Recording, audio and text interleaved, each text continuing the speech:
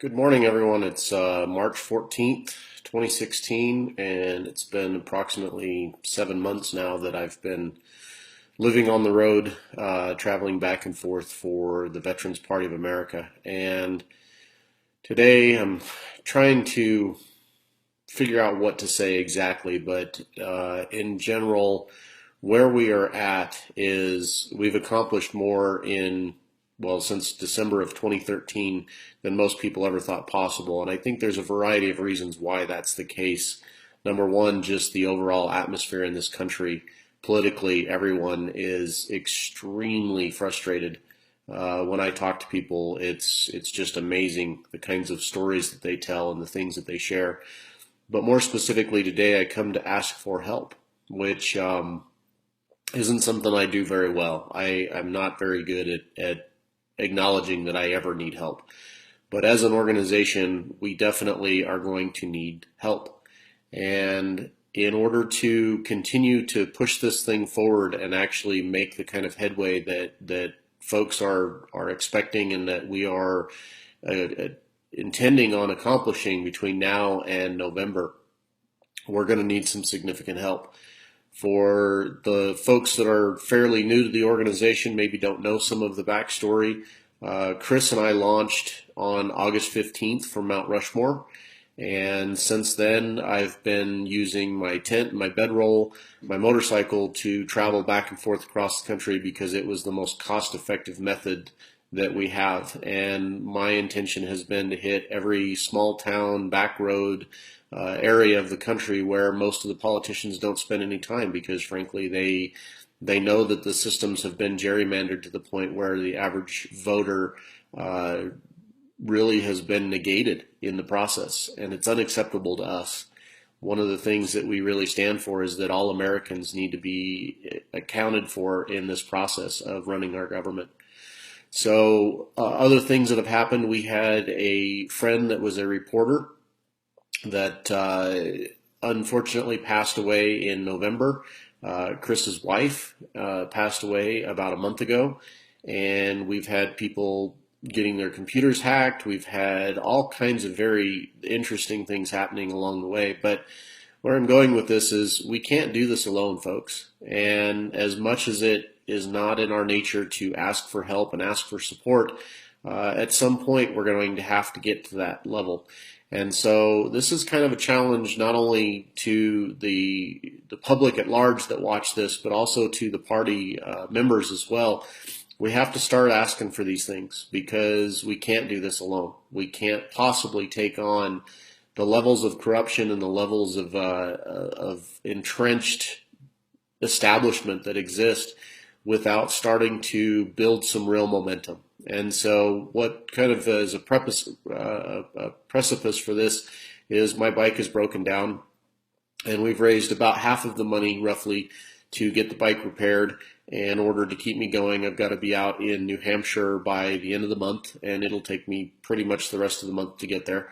Bike's supposed to be ready sometime this week. There's a snowstorm coming, and so it's just challenge after challenge, kind of part of the process of being on the road and through this adventure. But not only that, we've also got things like each state we have to file paperwork in, and we have to get things notarized, and we have to send in fees and permitting costs and all of the things that go along with this. And so I think as an organization, we got to figure out how we're going to start being effective at detailing what it is that we need help on specifically. So for those of you that don't know, motorcycles require maintenance, and vehicles in general require maintenance. And Chris is going to be traveling, and we've got Fred down in Texas that's traveling all over. We've got Beverly in her car that's been traveling all over. There's a lot of coordination and a lot of things that go into this. And one of the things that I'm the most proud of as an organization is we do not pay our staff members, and we don't pay people to run for office, and we will never do that. For those of you that don't know, the Republican national chair, 6 figures plus. Democratic national chair, 6 figures plus. That's on top of the money that they make as being a sitting politician in our government.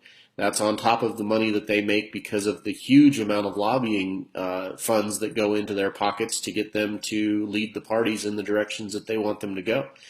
So if we really want to break apart all of the corruption and all of the things that we are up against as a nation, then we have to start organizing things to specifically and deliberately dismantle those systems that have allowed them to manipulate our government and to create these systems. So some examples of that, there are election after election around this country in everything from cities and counties and state senates and state houses and everything else that these two parties run completely unopposed. And most voters have no idea that those are even happening. They don't even go to ballot because people don't file to run against the other candidate. And so the two parties continue to maintain these inept and frankly very corrupted individuals, and they control the system in ways that most people will never realize. And watching the election this cycle has been just abhorrent to me.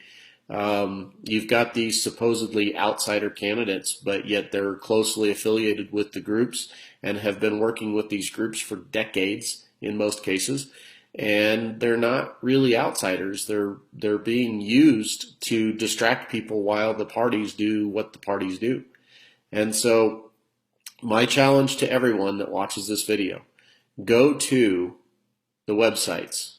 There's two of them that I'll start with. One is Chris Keniston, www.chris, C-H-R-I-S, Keniston, K-E-N-I-S-T-O-N, 2016.com. Read the platform, read the planks, understand what we stand for as a team, and then go to veteranspartyofamerica.org, veterans with an S, partyofamerica.org. Down in the bottom section of the website on the left-hand side, there's a dog tag. We need your help. I know that not everybody can do the running around collecting signatures, running around doing all of the paperwork and everything else that needs to be done, but $5, $10, $20, whatever you can spare, every penny helps, because we have to file paperwork. We have to pay for the things that these two parties have put up as barriers. We have to go through the process in order to get ballot access, in order to fully take on these two organizations. And I know there's a lot of people that like to think that third parties don't have a chance, but one of the things that I will tell you that's different about us, we were started by veterans, and we don't understand what the word quit means. There's been several organizations over the years that have left a sour taste in people's mouths because they haven't really pushed through and gone as far as they could have. But that's not in our nature. We were started by veterans for the American people. And veterans, for those of you that don't know, we don't understand the word quit. So take the time, read the platform, see what we've accomplished in just 2+ years. We haven't even hit our third year yet. And yet we're already recognized in all 50 states. And we will be pushing for ballot access in all 50 states this election. And we will continue to go after every open position. We've got people in city level and county level and state level and running for Senate and House and everything else. This is a real push, and we are not going to stop, but we do need your help. So if you have the ability, there's a text number as well. I'm sorry I don't have that written down in front of me, but the best location is www.veteranspartyofamerica.org. Bottom left-hand side, click on the dog tag, do whatever you can do because we do need your help. And thank you very much for those of you that have already been donating. It's been huge to be able to have the support to get the bike fixed so that I can get back on the road. I should be leaving here hopefully before the storm hits on Thursday and Friday, but come hell or high water, I keep riding. It won't be the first time I've ridden in snow and rain and sleet and everything else in between. Some things are just got to be done. You got to just embrace the suck some days. So looking forward to seeing the guys out at the DV farm in New Hampshire. Looking forward to seeing everybody along the way on my way out to the DV farm and then doing the fundraiser ride in May. So stay tuned. Hopefully be able to get internet connection again and more videos to come. But thank you all, and God bless this process because we know that we can't sit back and watch and wait for these two parties to continue to spiral us into the ground. So thanks so much. Have a great day.